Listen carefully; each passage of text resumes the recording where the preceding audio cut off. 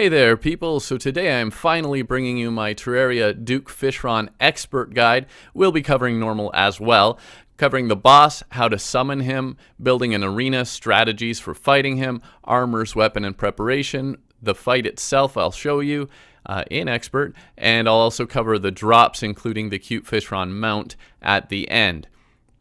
So this will include details for all classes, melee, ranged, mage, and summoner, as well as covering all platforms, PC, console, and mobile, both 1.2 and 1.3.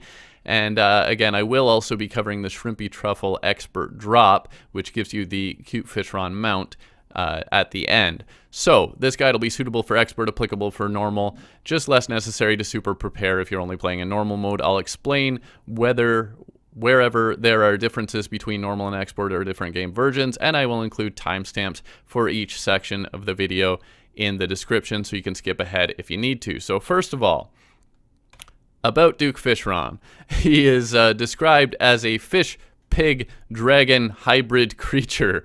Originally, he's part of an April Fool's joke involving an Aquarian Horde event that was sort of teased to be added to the game, but only Duke Fishron himself was actually added. As such, he's actually not really part of the game's regular progression. You don't actually have to defeat him, but he does drop powerful loot that can be very useful, so it's useful to fight him. He can technically be fought any time in hard mode, but he is a very difficult boss. In fact, on the old gen consoles, 3DS and other old versions, he's considered one of the final bosses, and it is usually recommended to fight him with gear that's obtainable only after defeating Golem. Personally, I would say in normal mode, it's doable to fight him after defeating Plantera before Golem. In Expert, I would say that's going to be incredibly tough. I'm sure a few of you will say that you can do it, but in Expert, I would recommend you defeat Golem first, and I'll show you why. Now, spawning Duke Fishron. Duke Fishron is summoned by casting a fishing pole into the ocean with a truffle worm in your inventory as bait. So you don't choose the truffle worm, you just keep the truffle worm in your inventory. That becomes your bait, and you cast your fishing rod into the ocean. Now, the truffle worm, by the way, cannot be used as regular bait. People will claim it can, it cannot. It is only used to summon Duke Fishron, and it can only be used in the ocean. It won't work in regular water pools. So once you cast that line, the fishing line bobs to indicate a catch. You reel it in with your truffle worm in your inventory, and that will summon Duke Fishron. Unlike some of the earlier bosses, you do not have to summon or defeat him at any particular time of day. And talking about truffle worms themselves are found in underground mushroom biomes. You can't get them on the surface, only underground mushroom biomes. They are difficult to locate and catch. They will burrow away when you come near. So you need to have a bug net or a golden bug net to catch truffle worms. The golden bug net is a little easier because it's larger and swings faster. Lifeform Analyzer, or one of the derivatives like the cell phone and so on, will tell you when a truffle worm is nearby. It'll show you on the right side if there are any rare creatures. So if a truffle worm, it'll show up there. Battle potions and water candles will increase spawn rates, so those can be used to increase the spawn rate of truffle worms, but it also increases the likelihood of other enemies killing them because other enemies will spawn more as well. Summon minions can also accidentally kill them, although they will not target them. Technically, they're actually not critters, they're considered enemies, but otherwise they behave more like critters. Hunter potions will slightly highlight them, so hunter potions are useful, but not like super useful. It's still kind of hard to see them even with that. Invisibility potions will delay their burrowing away. Any speed boosts will help you get to them before they burrow away. Running quickly towards them will help. Swinging your bug net while running towards them is actually better because if you wait until you're near and then swing it, they're going to get away faster, of course. So if it's like mid-swing when you get to them, that'll be a little easier. It's also easiest to catch them, arguably, if you're on a long, flat, open surface of mushroom grass. So you can create a very basic truffle worm farm as just a long, flat stretch of mushroom grass. Also, one approach that has been recommended and that I tried myself and kind of works to have just a 1 block thick, big long stretch of mud covered in mushroom grass, and underneath of it, 4 blocks underneath, because you are 3 tall, is to put like a long stretch of platforms so you can actually run underneath, and your bug net will actually catch them through those blocks. So that's one approach as well. But yeah, and of course there are AFK farms out there and stuff like that, but put a little effort in to basically being sneaky and watching out for other enemies and watching your life form analyzer, and that will basically get you your truffle worm with enough effort. It does require, if you're going to create a farm, you need space above the mushroom grass, up to 47 blocks above the mushroom grass, to encourage spawns, because it actually counts empty space above where it's going to spawn enemies. So just keep that in mind as well. But moving on. As far as the attacks and battle info, so the Duke Fishron fight has 2 stages in normal mode, or 3 stages in expert. In the first stage, he first attempts to ram you, the player, 5 times in a row. He'll always ram 5 times in the first stage. He will then either fire explosive bubbles that you can see to the left there, or he'll summon Sharknadoes that you can see to the right, before repeating that cycle, charging at you again 5 times, and then either firing bubbles or summoning a Sharknado. Now, these attacks will generally begin from above you off to the right or left side, so you can kind of use that potentially to predict where they're going to be. The bubble attack summons around 20 detonating bubbles in the first stage, which follow the player. They are homing, although they're not too fast. They're fairly fast, but not like unavoidably fast. They will follow you and explode on contact, so you don't want them to hit you. That's going to hurt. The Sharknadoes are not actually summoned directly. He actually drops 2 water blobs, which then fall, and after they fall a bit, then they spawn Sharknadoes, and then the Sharknadoes themselves, they will do damage on contact. So if you touch the Sharknado, the spiraling water column thing, it will hurt you, but they also fire Sharkrons, which you can see to the right there, little shark thingies, at you as well. So both the bubbles and the Sharkrons, the sharks themselves, can be destroyed. The bubbles are a lot more easily destroyed. Sharkrons are a little harder. But moving on, at half health, he transforms for the second stage. And in the second stage, basically, his skin turns darker, his eyes glow, his damage and speed are increased significantly, but his defense is actually reduced somewhat. At this point, he only charges 3 times per cycle instead of 5, and his other attacks change slightly. So the other 2 attacks, either he flies in circles, spraying explosive bubbles everywhere, instead of directly at you, he sprays them all around in a big area, which, that sounds easier, but it's probably not. Or he summons larger Cthulhu-nados instead of the Sharknadoes. So basically the same thing, but bigger. So there's only 1 Cthulhu blob per cycle, so the little blob that he drops, but it follows the player. Instead of just falling directly down and spawning a Sharknado, the blob follows you, and it inflicts damage on contact. When it hits you, then the large Cthulhu-nado is spawned, which remains in place for a longer time. So instead of just dropping a couple water blobs, summoning a couple of smaller Sharknadoes, he fires this homing water blob that follows you, tries to hit you. When and if it hits, it creates a much larger Cthulhu-nado, and that sticks around longer, which makes it harder to avoid, of course. So besides being larger and remaining longer, those larger Cthulhu-nados also fire twice as many Sharkrons. So it's tougher, second stage. Now in expert mode, as I said, there is a third stage as well. When his health drops below 9,000 in expert mode, a third phase begins. I don't have a slide for this because basically his appearance doesn't change exactly, but the background changes to a dark blue fog. So you know when he's in the third stage, if you're fighting an expert, when all of a sudden the sky darkens. And then he himself becomes invisible except for his eyes. He'll teleport behind you always behind you, and then attempt to ram you at high speed, and then he'll repeat that. So he's basically just teleporting and charging at you repeatedly in this third stage in expert mode. And he basically cycles between 1, 2, and 3 charges before teleporting. So he'll teleport behind you, and he'll first charge once.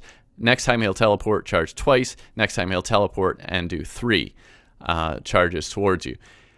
Now, you do also need to be careful after defeating him, as there may be Cthulhu-nados remaining for some time after the fight, particularly in normal, because those are more likely to last to the end of the fight. He's still going to be spawning them in expert.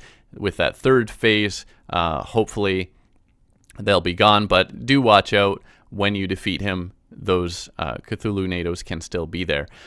Now, expert Duke Fishron also has a 1 in 3 chance to inflict the feral bite or bleeding debuffs on contact, and of course those are nasty, so they will last a little while and do like strange effects to you, so watch out for that as well.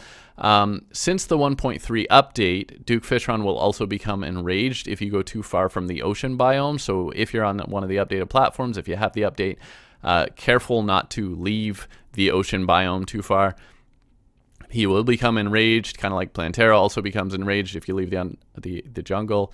Duke Fishron will become enraged if you leave the ocean. When he's enraged, his defense doubles, and he will just continually attempt to charge at you rapidly. He basically forgoes all those attacks and just charges you constantly. So now moving on to building an arena.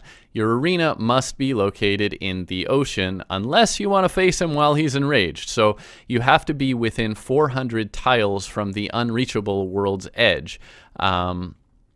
So if you go over to the world's edge here, and this is actually helpful when you're spawning him as well, you notice you can't walk technically to the world's edge. You can see on my mini map there's actually space past that.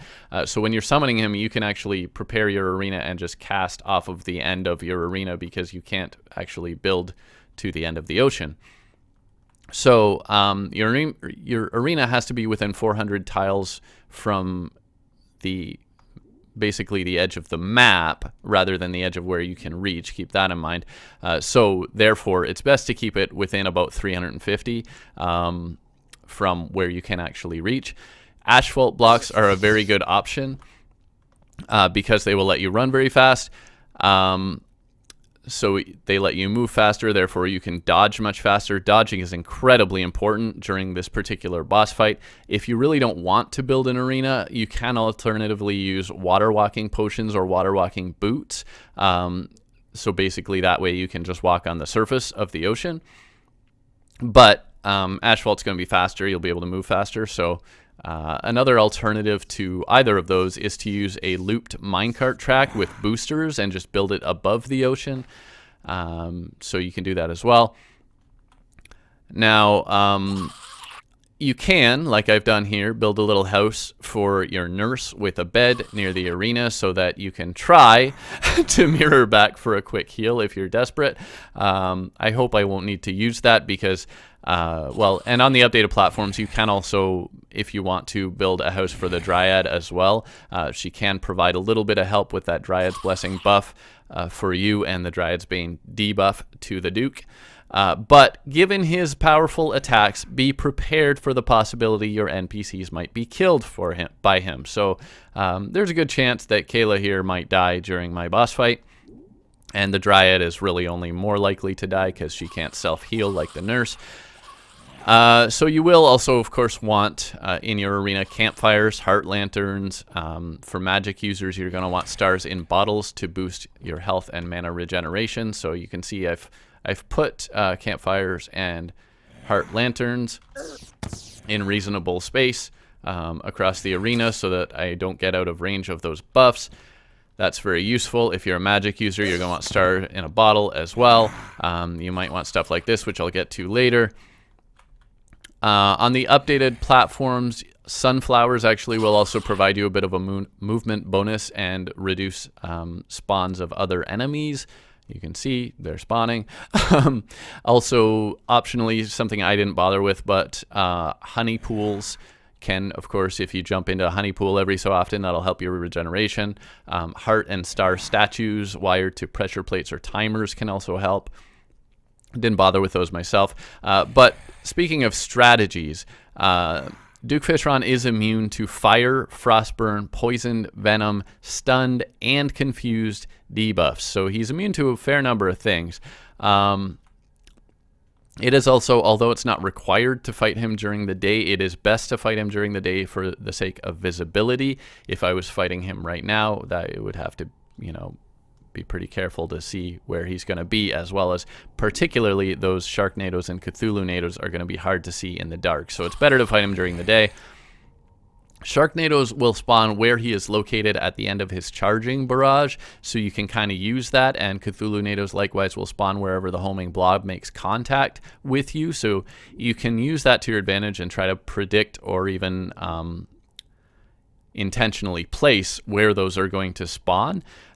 So you can try to keep them away from you by kind of using that knowledge to affect where they're going to spawn. For instance, you might want to try to keep the Sharknadoes and Cthulhu-nados off to one side of the screen and then move to the other side.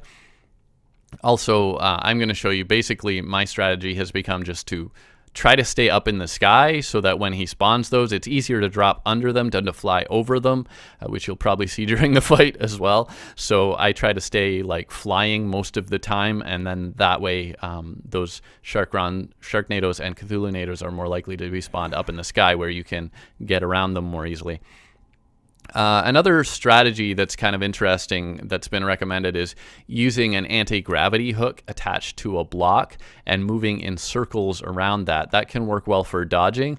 In fact, this is actually recommended to be used against enraged Duke Fishron, as enraged Duke Fishron only charges, so you don't have to worry about the bubbles and the Sharknadoes, Cthulhu-nados. Since he's only charging you, you're just constantly dodging with this strategy. I'll show you this actually, because what I've done is I've built just a tiny little platform, and yeah, I am actually going to use this, but not against enraged Duke Fishron. What I'm going to do is on expert mode, that third stage, he's essentially charging at you constantly as well. So I'm going to use that specifically for the third stage of the fight.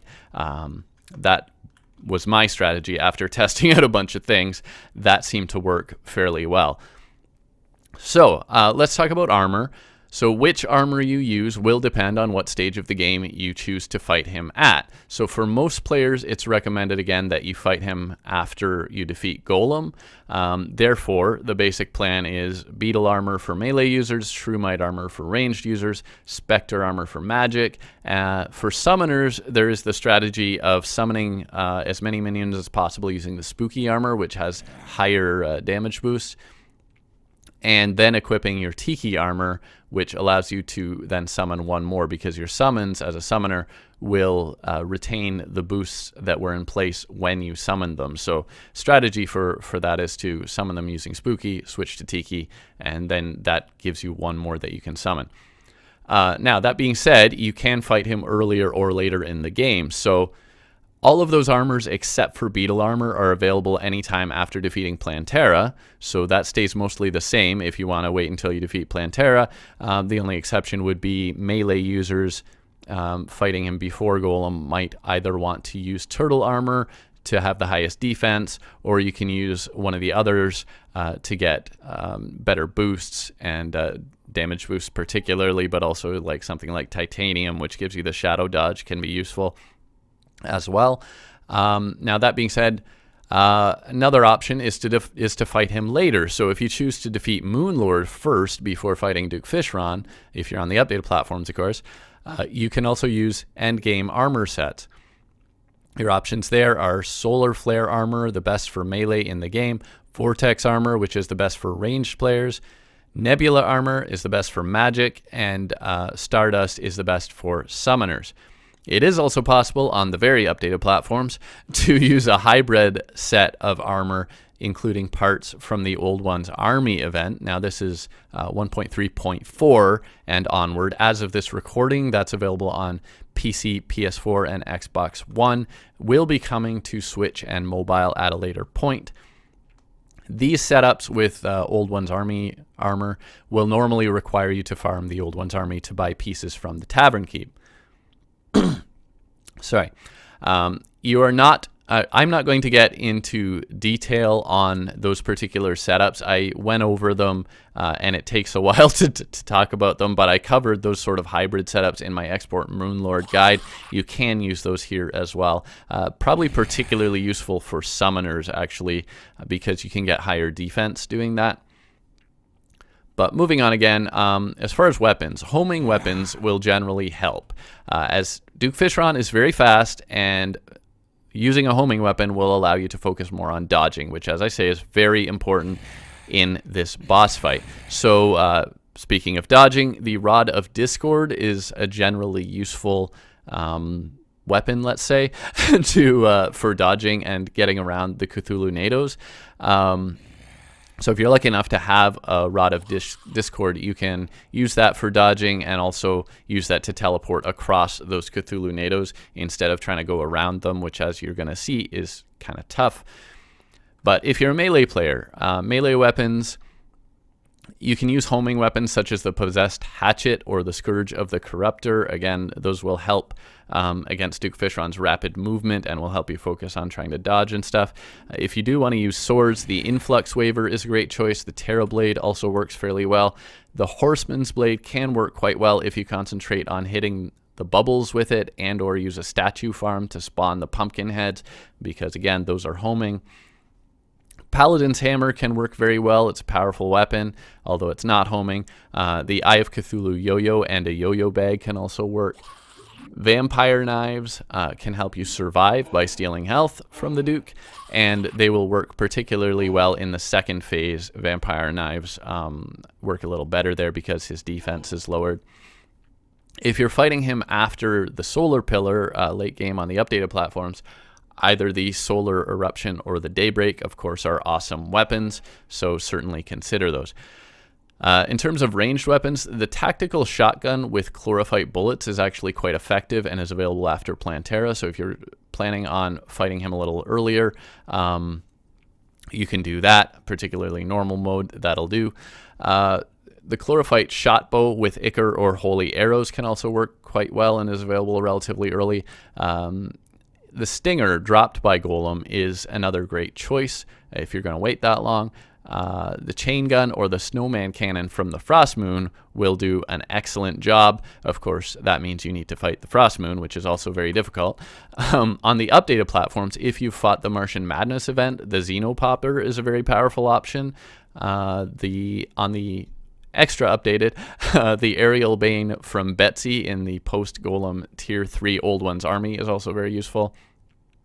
And again, if you're on one of the updated platforms, if you've gone ahead and defeated the Vortex Pillar, you can use either the Phantasm or the Vortex Beater, very powerful weapons. If you decided to defeat the Moonlord, you can also use the SDMG, of course. And optionally for ranged players, you can also bring a dart pistol with Ichor Dart as a quick way of inflicting Ichor on him. You can basically switch to your dart pistol, inflict the Ichor with that, and then switch back to your main weapon. Generally, for arrow-based weapons, you're going to want Ichor or Holy Arrows. For bullet-based weapons, you're going to want Ichor bullets to lower his defense, Crystal bullets to maximize your damage per second, or Chlorophyte bullets, most likely, for that homing, which is so useful in this fight. Now, moving on to magic weapons, the Golden Shower will be very useful to lower his defense, but not as a primary weapon. I'm a ranged player, but I brought one along because it's easiest to hit him with the Golden Shower to get that Ichor debuff. So Golden Shower, not only for magic users, but for ranged and summoner players, is a nice, quick, and easy way to inflict Ichor. But for magic players, the Inferno Fork and or the Magnet Sphere are good options that are easily obtainable. The Razor Pine and the Blizzard Staff from the Frost Moon are both powerful options if you're willing to fight that difficult event to get them. On the updated platforms, the Laser Machine Gun from the Martian Madness event will work nicely. If you have defeated the Nebula Pillar, the Nebula Blaze is probably your best bet because of its speed, or you can also use the Nebula Arcanum, which is more powerful.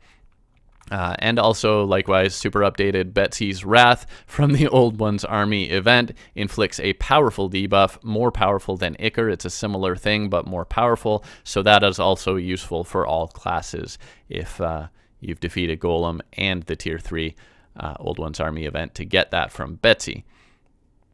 As far as summoning weapons, the Deadly Sphere Staff can work reasonably well and is the main option on non-updated platforms. So again, even if you're not a summoner, Deadly Sphere doesn't hurt to have that. Since the 1.3 update, the Xeno Staff from the Martian Madness event is an excellent choice, and yes, I brought that along. Honestly, I tried to do it after Plantera, using Plantera level gear, but I just couldn't do it. So yeah, Xeno Staff is going to do very well. Speaking of which, Martian Probe. If you've defeated the Stardust Pillar, updated of course, either the Stardust Cells or the Stardust Dragon will do very nicely for summoners as well.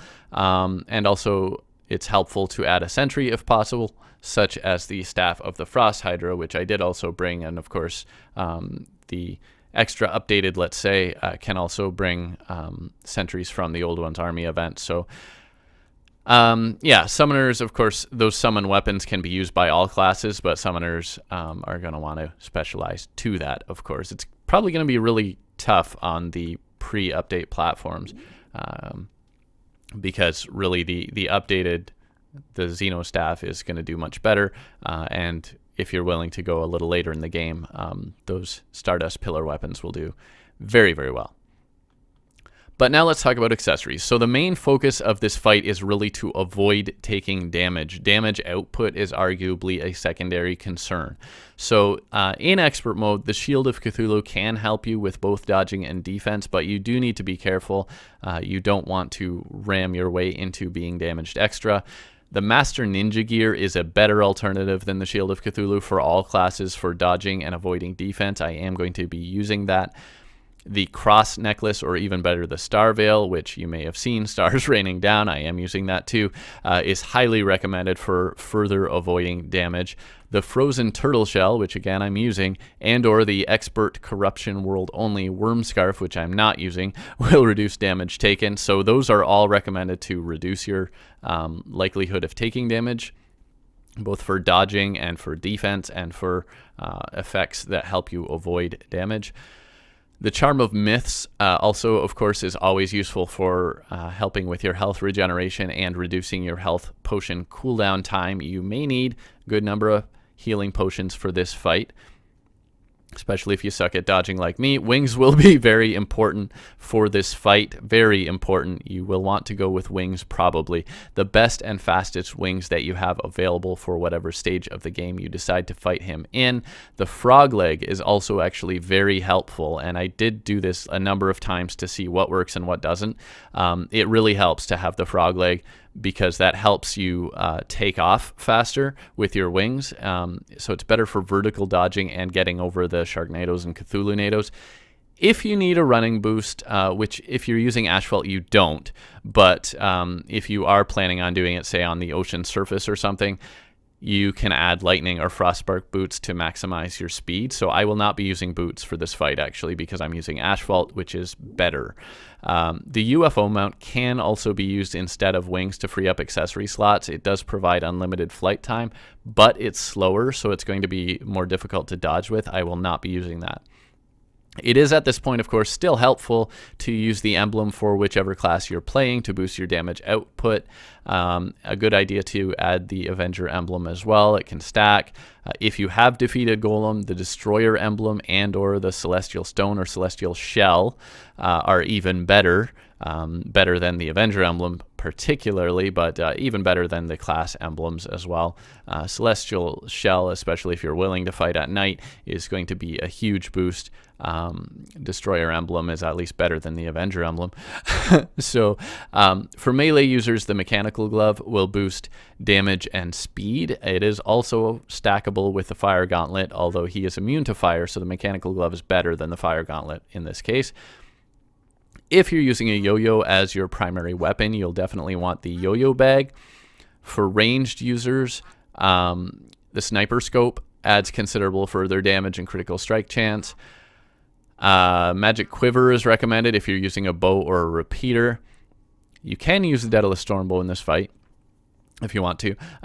Magic users, the Celestial Emblem will boost your damage and Mana Star pickup, and it does stack with the others. You will definitely want, as a Magic user, the Magic Cuffs or the Celestial Cuffs to help restore mana. You will probably be damaged a fair bit, so those give you mana when you're damaged. Summoners will want the Papyrus Scarab for damage and for the extra minion it provides, and even other players using minions might want to consider it. Actually, going back to Magic, you might want your Mana Flower as well, although it will reduce your damage output. Yeah, and Summoners, that Papyrus Scarab can be stacked with the Necromantic Scroll for another additional minion. It can also be stacked with the Hercules Beetle, which boosts minion damage. Essentially, the Hercules Beetle is an upgrade to the Summoner emblem, and of course, the Papyrus Scarab is a combination of the Necromantic Scroll and the Hercules Beetle, but you can actually use all three, and they will stack. Now, if you haven't defeated Golem, the Moonstone and or the Moon Charm or the Moon Shell will be helpful, but only at night. Even the Neptune's Shell by itself could be used if you want to fight him in the water. It might be an interesting thing to build a water arena and use Neptune's Shell or things derived from it to basically swim quickly around him. Haven't tried it, but it's an interesting thought.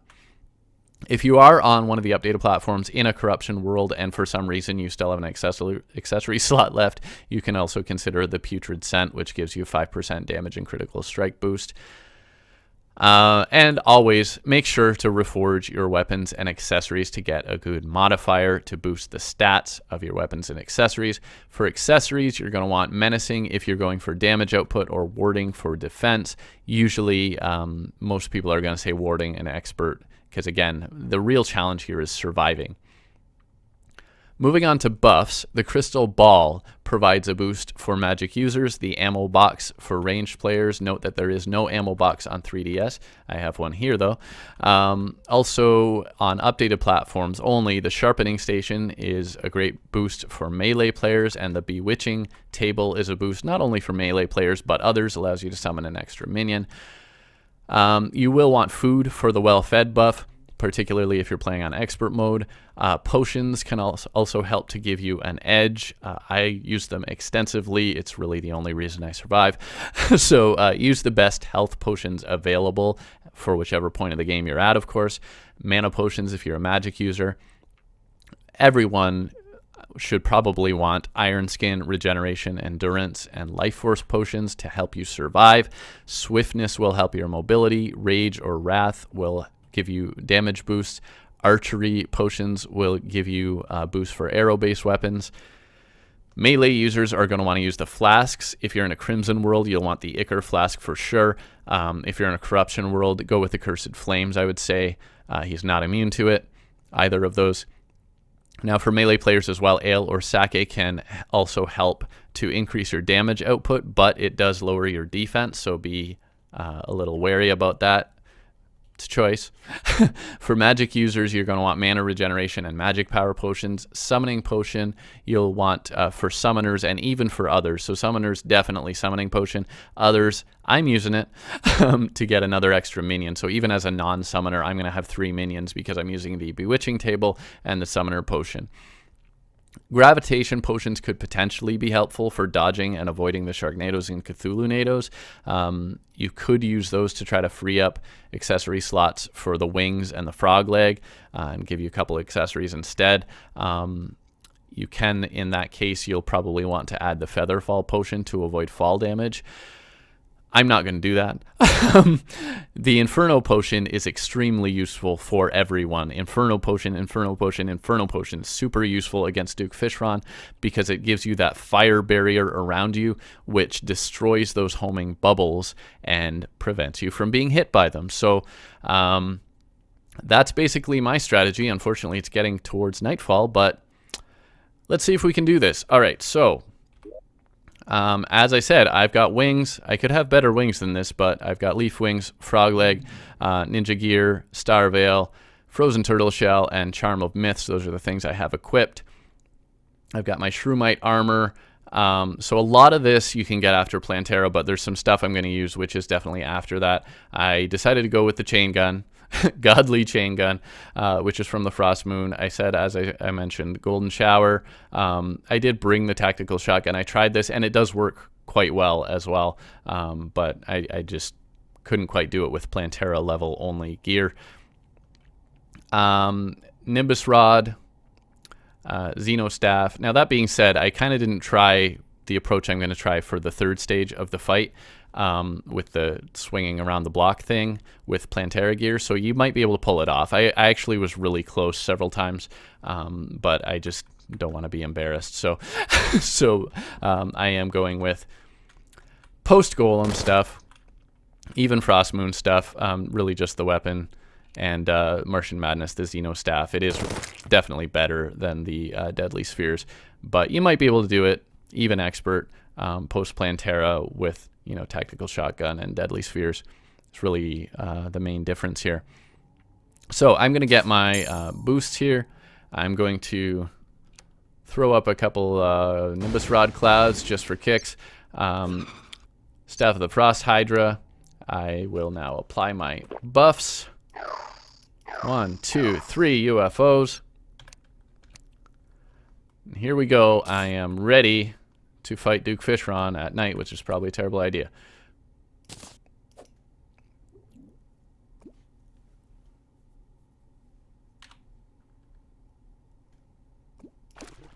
There we go, just cast off the side. Really key thing here is dodging, dodging, dodging. Again, I find it very useful to stay up in the air as much as possible.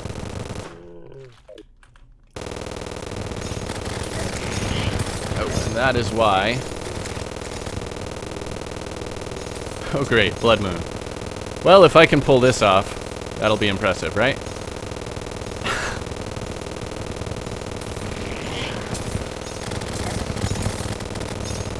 Probably the spawns from the Sharknadoes will keep the enemy spawns down, though.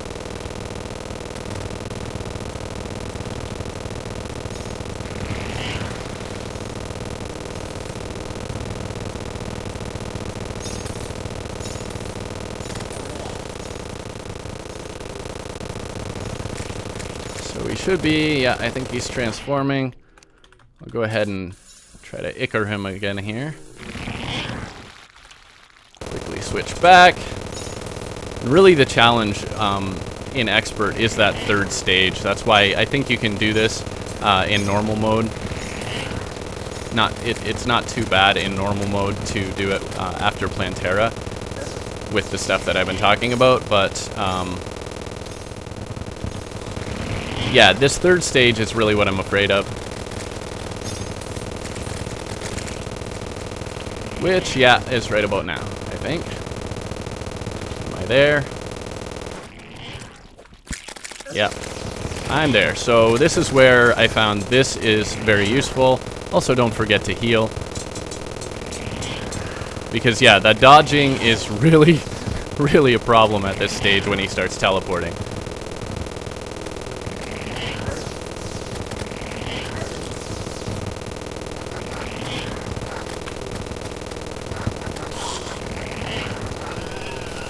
And I did it! During a blood moon and everything. Take that. So I got the treasure bag there. Whew! Yeah, and potentially I could pull that off. With that, well, you do have to defeat Golem to be able to get the anti-gravity. You have to defeat Golem and the Martian Madness event. Oh, my nurse did totally die, too. You do need to defeat Golem and to fight the Martian Madness event to get the anti-gravity hook to swing around the block, which really was the thing that saved me. So, that's how you do it, and let's move on to the drops. Okay, so Duke Fishron's drops. Duke Fishron always drops 5 to 15 greater healing potions, except on 3DS, where he drops lesser healing potions instead. He also always has a 1 in 15 chance to drop the Fishron wings, a 1 in 10 chance to drop the Duke Fishron trophy, and a 1 in 7 chance of dropping the Duke Fishron mask. Duke Fishron also drops one of 5 weapons, always one out of these 5.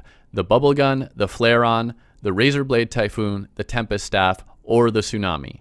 You'll get one of them each time you defeat him. In Expert mode, he also drops the Shrimpy Truffle in the treasure bag, and as with all hard mode treasure bags, there's also a 1 in 20 chance to get a full set of developer items. So the Shrimpy Truffle from the Expert treasure bag summons the Cute Fishron mount, which can be equipped in the mount slot. Cute Fishron can fly and hover indefinitely, moves 2.5 times as fast when it's in liquid, and also provides a damage boost of 15% when in liquid. Those boosts from the liquid last for 6 seconds after leaving, so dipping in and out of water or other liquids is also a viable option. However, he will only move 2 times as fast for the 6 seconds after leaving the liquid versus 2.5 in it. And those same 2 times speed and 15% damage boost will also apply when the rider is below half health. So either in liquid, 6 seconds after coming out of liquid, or when you're below half health, you'll get the 2 times speed and 15% damage boost. In liquid, it's a little faster, 2.5 times speed, but the damage boost remains the same. Now, conversely, contact with blocks dramatically slows Cute Fishron's movement down to a crawl, so you don't want to be walking with Cute Fishron. Cute Fishron plus the Neptune's shell, or derivatives including the Celestial shell, is a very useful combo because the Celestial shell particularly, obviously, it's highly effective with a large underwater arena for many boss fights. So you can use Cute Fishron with the Neptune's shell or even a Gills potion to fight underwater if you make a big enough underwater arena, and that actually gives you very high speed and ability to dodge. Would work very well against Duke Fishron himself. So that's my Duke Fishron guide. I hope you liked the video. Thanks for watching. Please subscribe if you haven't already, and I'll see you next time. Bye for now.